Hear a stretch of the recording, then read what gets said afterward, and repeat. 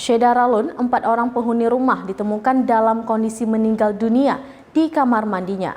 Berikut informasi selengkapnya.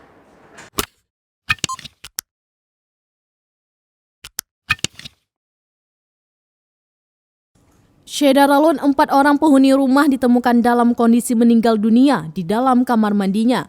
Merujuk keterangan yang disampaikan pihak Polsek Pulau Gadung, keempat korban tersebut tewas tersetrum pada Minggu 20 Maret 2022 sekitar pukul 16 waktu Indonesia bagian Barat. Musibah ini menimpa 4 penghuni rumah di Jalan Pulau Mas Barat nomor 12, Kelurahan Kayu Jati, Kecamatan Pulau Gadung, Jakarta Timur. Keempat orang tersebut merupakan bayi, pasangan suami istri, dan pengasuh bayi.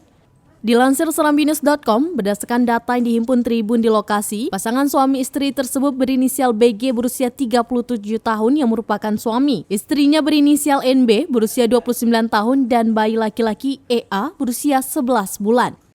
Korban diduga tewas tersetrum di shower dalam kamar mandi rumahnya.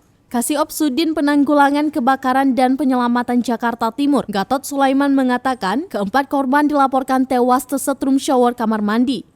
Fauziah, adik dari sang pengasuh bayi yang menjadi korban tewas, mengatakan tragedi memilukan itu berlangsung cukup cepat. Menurutnya, kejadian berawal saat ibu korban hendak memandikan bayi di kamar mandi. Lalu, ibu dan bayinya diduga tersetrum yang belum diketahui penyebabnya. Sementara itu, Suratni yang menjadi babysitter dan ayah dari bayi tersebut hendak menolong korban. Namun, upaya sang ayah dan pengasuh sang bayi gagal. Keduanya justru turut menjadi korban tersengat listrik sehingga tewas di lokasi kejadian. Demikian informasi terkini, Syedaralun, saksikan terus informasi lainnya di kanal YouTube Serambi On TV, di Facebook Serambi News, dan berita lainnya di website serambinews.com.